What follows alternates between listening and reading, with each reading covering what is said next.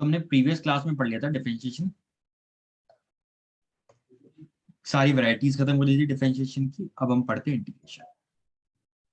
Integration integration ये भी mathematical tool है डिफरेंशिएशन की तरह, ये जस्ट अपोजिट टू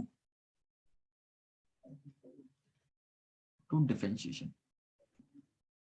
डिफरेंशिएशन पूरे ग्राफ को छोटे में तोड़ता है और इंटीग्रेशन छोटे छोटे पार्ट्स को जोड़ता है।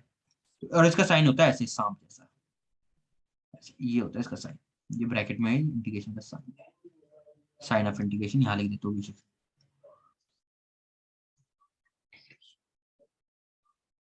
ऐसे होता है इंटीग्रेशन। जैसे मान लो छोटे छोटे एक्स को अगर मैं जोड़ू, तो छोटे छोटे एक्स को जोड़ने का तरीका इंटीग्रेशन dx। तो क्या बड़ा एक्स आ जाएगा,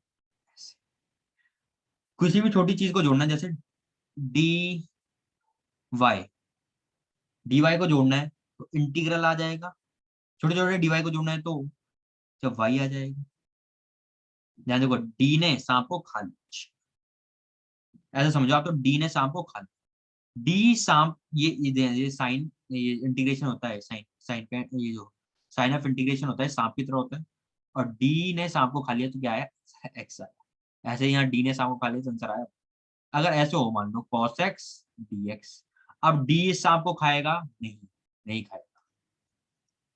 ये भी जैसे अगर मान लो कभी भी इंटीग्रेशन होता है और यहाँ डी ऑफ एनी कुछ होता है, फंक्शन कुछ भी होता है, ऐसे मान डी ऑफ कुछ भी होता है, यहाँ फंक्शन ना लिख के अभी, कुछ भी जैसे डी कुछ भी होता है, तो डी सांप को खा लेता है और हमारा आंसर आ जाता है ये ब्रैकेट में कुछ भी होता है जैसे एक्स वाई जेड एनी।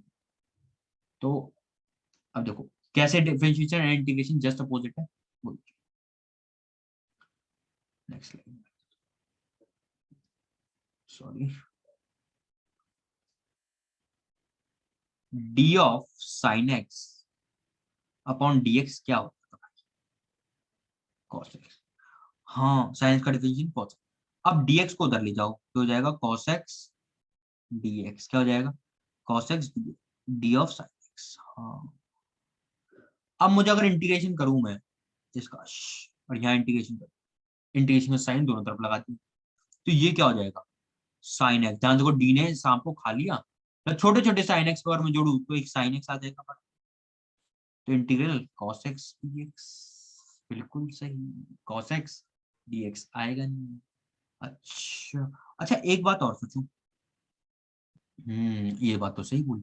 अब ध्यान देखो, मैं अगर आपको दो फंक्शन दूं y equal to x square और अगला दूं y equal to x square plus 2, अगर इसका dy बाई dx अब आप बहुत आसानी से निकाल दो, इसका dy बाई dx 2 आएगा और इसका भी dy बाई dx क्या आएगा, 2 आएगा। क्या आएगा, 2 आएगा। सॉरी 2x आएगा। फंक्शन दोनों अलग है पर इनका दोनों का डिफरेंशिएशन क्या आया, सेम आया। इस बात को दिमाग में रखना।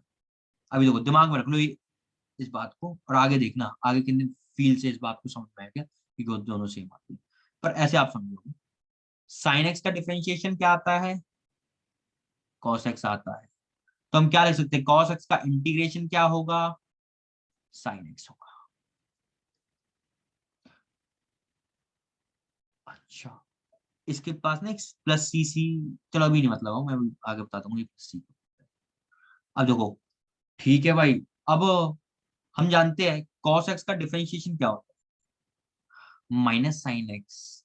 तो हम लिख सकते हैं माइनस साइन एक्स का इंटीग्रेशन क्या होता है, cos x।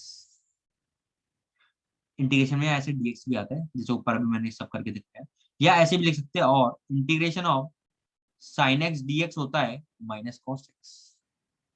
आराम से, ठीक है भाई। अब देखो, हम जानते थे tan x का डिफरेंशिएशन क्या होता है, sec square x, we have proved it. तो sec स्क्वायर x का इंटीग्रेशन क्या हो जाएगा, tan x हो जाएगा। हम जानते हैं x की पावर n का डिफरेंशिएशन क्या होता था, पावर आगे पावर में एक कम। तो इसका जो इंटीग्रेशन होगा किसका, इसका इंटू dx, वो हो जाएगा x की पावर n। या जनरली कोई x की पावर n लिखा, हमने किया क्या, ये जो ऊपर पावर थी इसमें एक जोड़ दिया, क्या किया, एक जोड़ दिया। हाँ, और जो जोड़ के आया उसको डिवाइड करवा दिया पूरे में से।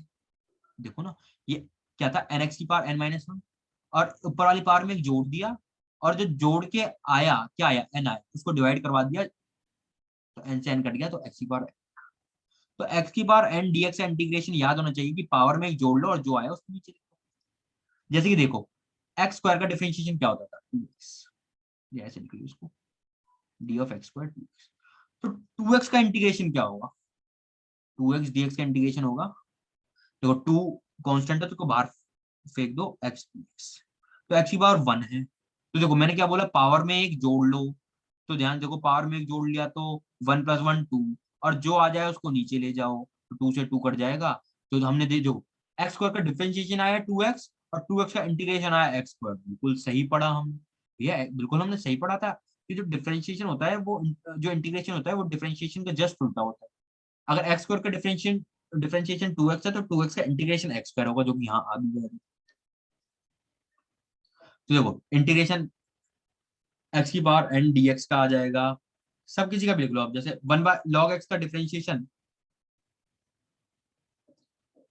1/x होता है, बिल्कुल सही बात। तो 1/x का इंटीग्रेशन क्या हो जाएगा, log x, ये इंपॉर्टेंट है, बहुत कई जगह आता है डेरिवेशन में, बहुत प्रूविंग आती है इसकी, ठीक, एकदम। तो इंटीग्रेशन बस यही है। अब देखो, और जैसे बस इंटीग्रेशन इतना ही है, ऐसा समझो। अब देखो मैंने पहले आपके सामने एग्जांपल लिया था y = x² और y = x² + 2 का। अब दोनों का अगर मैं dy/dx निकालूं तो 2x दिखेगा, इसमें भी 2x दिखेगा, क्या दिखेगा, 2x। पर भैया शुरू देखो, ये फंक्शन अलग है, ये फंक्शन अलग है, फिर भी क्या dy/dx दोनों का सेम आया, सेम तो आया। तो ऐसा हो सकता है क्या, हाँ हो सकता है, दिख रहा है क्वेश्चन में। तो हम क्या कहते हैं, कभी भी किसी भी चीज का अगर मैं डिफरेंशिएशन करूं, जैसे साइन एक्स का कॉस, जैसे इसको बता देता हूँ, कॉस एक्स का डिफरेंस साइन एक्स का डिफरेंशिएशन क्या होता है, कॉस एक्स, तो कॉस एक्स का इंटीग्रेशन क्या होगा, साइन एक्स। और हम हमेशा एक कांस्टेंट प्लस सी लगा के चलते हैं, क्या चला लगा के चलते हैं, सी। सी क्यों, ये सी कहां से आया, ये सी वही कांस्टेंट है, देखो यहाँ देखो, यहाँ सी की वैल्यू क्या है 0, और यहाँ सी की वैल्यू क्या है 2, सी इज कांस्टेंट। जैसे कि देखो अगर मैं किसी का भी डिफरेंशिएशन करता हूँ ऐसे, साइन एक्स प्लस 2, ये हमारा बाई, अगर मैं इसका dy/dx करूं तो क्या हो जाएगा, cos x। हाँ बिल्कुल सही हुआ, साइन का cos और कांस्टेंट का 0। तो देखो dx को उधर ले आऊंगा तो क्या हो जाएगा, cos x dx = dy। अब मुझको y चाहिए तो इंटीग्रेट कर देंगे, तो इस सांप ने, इस डी ने इस सांप को खा लिया तो y आ जाएगा, cos x का integration sin x plus c, और यहाँ c की वैल्यू, अब ध्यान देखो, अब कंपेयर कर लो इसको और इसको, c की वैल्यू क्या आ जाएगी। इसलिए हमेशा किसी का भी इंटीग्रेशन करते हैं तो एक कांस्टेंट वैल्यू आ जाती है, प्लस सी, ऐसे प्लस सी, जिसमें प्लस सी, कुछ भी कर लो तो एक कांस्टेंट वैल्यू सी आ जाती है ना। अब देखिए, बहुत बढ़िया, हमने इतनी बात पढ़ ली अच्छी तरीके से, हाँ, इतना ही अपने को फिलहाल अपने को काम चाहिए था कि डिफरेंशिएशन इंटीग्रेशन खत्म हो जाए। तो डिफरेंशिएशन हमने खत्म कर लिया, इंटीग्रेशन हमने खत्म कर लिया। तो डिफरेंशिएशन हमने बहुत अच्छी तरीके से पढ़ा था, बहुत अच्छी तरीके से, इसलिए हमने इंटीग्रेशन को बहुत जल्दी खत्म कर दिया, क्योंकि हमें डिफरेंशिएशन अच्छी तरीके से करना है, क्या है, उल्टा करना है डायरेक्ट, है ना। चलिए, अब जैसे कि क्वेश्चन देख लो, इंटीग्रेशन ऑफ एक्स की पावर, अच्छा अब देखो सुनो मेरी बात, अब इसमें हम ये रूल बिल्कुल नहीं पढ़ेंगे, u.v.dx, ऐसे नहीं पढ़ेंगे। अब भैया ये भी पढ़ लिया ना तो पूरी मैथ्स खत्म हो जाएगी, भैया फिजिक्स और मैथ्स में डिफरेंस क्या रहेगा, और कभी नहीं आएंगे इंटीग्रेशन में इतने खतरनाक फिजिक्स में कि दो फंक्शन मल्टीप्लाई है और इंटीग्रेशन, ऐसे कभी नहीं। डिफरेंशिएशन में आते थे, इसलिए मैंने डिफरेंशिएशन की सारा आपको करवाया, इंटीग्रेशन में आते ही नहीं है तो मैं करवाऊँ, ठीक है। तो ऐसे ये सब हम नहीं करने वाले। और अगर किसी को फिर भी इच्छा होती है तो ये सब एक आईलेट की एक ट्रिक होती है, उससे सॉल्व होते हैं वो, खैर आगे 12th में आपको सीखने के लिए मिलेगा, तो उसके लिए ज्यादा टेंशन होने की जरूरत नहीं। तो देखो, जैसे मान लो इंटीग्रेशन ऑफ एक्स की पावर 5 + 2x² + 1 का, तो क्या करेंगे, इंटीग्रेशन ऑफ एक्स और ये dx, ये dx। बहुत बढ़िया। तो इसको ऐसे लिख देंगे x^5 dx integration of 2x² dx plus integration of dx। तो ध्यान देखो, इंटीग्रेशन ऑफ dx मैंने क्या कहा था, पावर में एक जोड़ लो और जो आया उसको नीचे रख लो, 5+1 नीचे आ जाएगा, +2 को कांस्टेंट बाहर रख लो, x² 2+1 रख लो और अपॉन 2+1 dx का इंटीग्रेशन x और इंटीग्रेशन के बाद एक कांस्टेंट c। तो आंसर आ जाएगा अपना x की पावर 6/6 प्लस 2x³ प्लस ये प्लस है x प्लस ये आ गया अपना भाई, ये आ गया। हाँ सही बोला भाई, बिल्कुल सही। ठीक है, इसका इंटीग्रेशन ये आया। अब बेशक से आप इसका डिफरेंशिएशन करके देख लो तो यही आएगा, मतलब इसका हमने क्या किया, इंटीग्रेशन, तो ये आया, और इसका अगर डिफरेंशिएशन कर दोगे तो ये आ जाएगा ऊपर वाला। तो करके देख लेते, कोई नहीं, जैसे कोई भागा दौड़ी नहीं। अगर इसका मैं डिफरेंशिएशन कर दूं तो क्या होगा,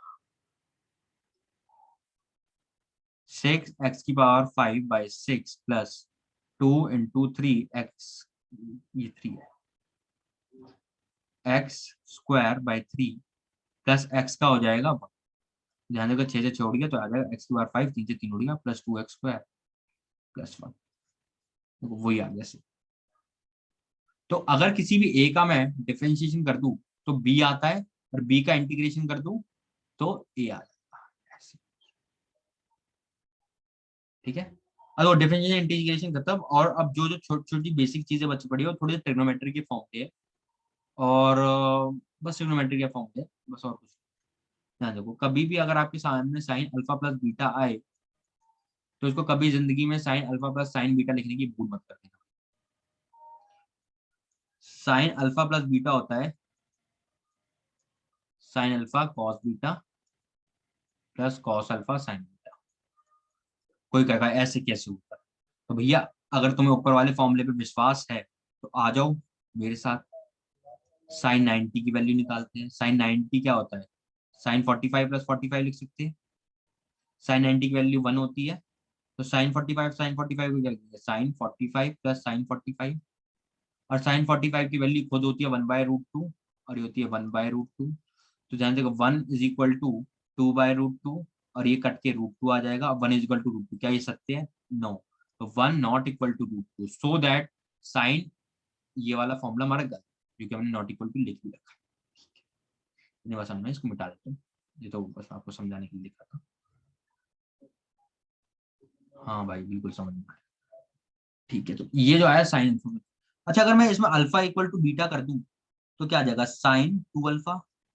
तो यहाँ साइन अल्फा कॉस बीटा, तो फॉर्मूला चेंज होगा, 2 साइन अल्फा कॉस अल्फा। हाँ बिल्कुल समझ में आया भाई, अगर साइन 2 अल्फा का फॉर्मूला हो तो 2 साइन अल्फा कॉस अल्फा लिख सकते हैं। ऐसे अगर कभी आ जाए साइन अल्फा माइनस बीटा तो इसको लिख देंगे sine alpha cos beta minus cos alpha sign beta. ठीक है, हाँ ठीक है भाई, ठीक है, आया भाई समझ में, ये साइन अल्फा माइनस बीटा का फॉर्मूला हो जाए। अब देखो कॉस अल्फा प्लस बीटा का फॉर्मूला सिखाता हूँ। Cos alpha minus cos beta, sorry यहाँ लिख देता हूँ नीचे, अच्छा लगेगा, अलग कलर कर देता हूँ। कॉस अल्फा माइनस बीटा का फॉर्मूला देखो तो आ जाएगा cos alpha cos beta plus sine alpha sign beta. और यदि कॉस अल्फा प्लस बीटा के फॉर्मूले की बात करें तो आता है cos alpha cos beta minus sine alpha sign beta. और अल्फा की जगह अगर मैं बीटा की जगह अल्फा रख दूं तो ध्यान देखो ये क्या हो जाएगा, कॉस 2 अल्फा, ये हो जाएगा cos alpha into cos alpha minus sine alpha into sine alpha, तो हो जाएगा cos square alpha minus sign square alpha. और कॉस स्क्वायर अल्फा अपने आप में 1 माइनस साइन स्क्वायर अल्फा होता है, ये हम जानते हैं, माइनस साइन स्क्वायर अल्फा, तो ये हो जाएगा कॉस अल्फा। तो cos 2 alpha is equal to 1 minus 2 sine square alpha. ये फॉर्मूला भी याद हो जाए तो कोई दिक्कत नहीं। अब देखो, अब साइन स्क्वायर अल्फा को 1 माइनस कॉस स्क्वायर अल्फा भी लिख सकते हैं, तो 1 माइनस कॉस स्क्वायर अल्फा, ये भी कॉस 2 अल्फा होता है, और इसको सॉल्व करेंगे तो आ जाएगा cos 2 alpha is equal to 2 cos square alpha minus 1। ये इतनी बात समझ में आई। अब देखो tan a प्लस बी का फॉर्मूला क्या होता है, अल्फा प्लस बीटा लिख लो क्योंकि तब से इसे डील करते हैं। ये होता है tan alpha plus tan beta 1 minus tan alpha tan beta. अब अल्फा की जगह बीटा रख के देख लो तो tan 2 अल्फा का फॉर्मूला आ जाएगा, tan 2 alpha is equal to tan alpha plus tan alpha, तो 2 tan अल्फा कौन 1 minus tan alpha into tan alpha, तो tan square alpha, tan 2 alpha का फॉर्मूला। अब tan अल्फा माइनस बीटा हो तो इसको लिख सकते हैं tan alpha minus tan beta upon 1 plus tan alpha tan beta. तो ये हो जाएगा अपना हाँ, ये यही फॉर्मूला हो जाएगा इसमें अपना। ये सब बेसिक मैथ्स था, ये लगभग लगभग बेसिक मैथ्स सारी खत्म हो चुकी। किसकी? फिजिक्स की, बिल्कुल। अब एक बस मैट्रिक्स सॉल्व करना चाहता हूँ, तो आपको मैट्रिक्स क्या होता है, अभी इस पे जोर मत देना कि मैट्रिक्स क्या होता है, शायद मैट्रिक्स की जरूरत भी नहीं पड़ती है पूरी फिजिक्स में, नहीं पड़ती, बहुत कम जगह पे पड़ती है। फिर भी मैट्रिक्स सॉल्व करने की ज्यादा जरूरत नहीं है, तो मैट्रिक्स आगे जब किसी भी क्वेश्चन के दौरान कोई क्वेश्चन अगर ट्रिक से शॉर्ट करना होगा तो उसमें मैट्रिक्स में बताऊंगा। पर अभी जो हमारा बेसिक मैथ्स है पूरी फिजिक्स के लिए लगभग लगभग खत्म हो चुका, पूरा खत्म हो चुका है। अब इसमें कुछ नहीं बचा बेसिक मैथ्स। तो हमने बाइनोमियल की अप्रोक्सीमेशन पढ़ ली, डिफरेंशिएशन इंटीग्रेशन पढ़ लिया है, ग्राफ्स पढ़ लिए, साइन एक्स के ग्राफ, कॉस एक्स के ग्राफ, स्ट्रेट लाइन के graph, parabola graph, rectangular hyperbola, hyperbola, ये सारे ग्राफ। तो जो कि है सब खत्म हो गया क्या अपना basic maths, all and all कुछ भी नहीं बचा इसमें। डिफरेंशिएशन में कितनी सारी वैरायटी पढ़ ली हमने, जब दो फंक्शन ऐड हो रहे हैं, सब्ट्रैक्ट हो रहे हैं, मल्टीप्लाई हो रहे हैं, डिवाइड हो रहे हैं, ठीक है। अब ये लगभग लगभग हमारा लगभग क्या है पूरा का पूरा खत्म हो चुका है। तो ओके, हम नेक्स्ट क्लास से हम काइनेमेटिक्स स्टार्ट। Thank you.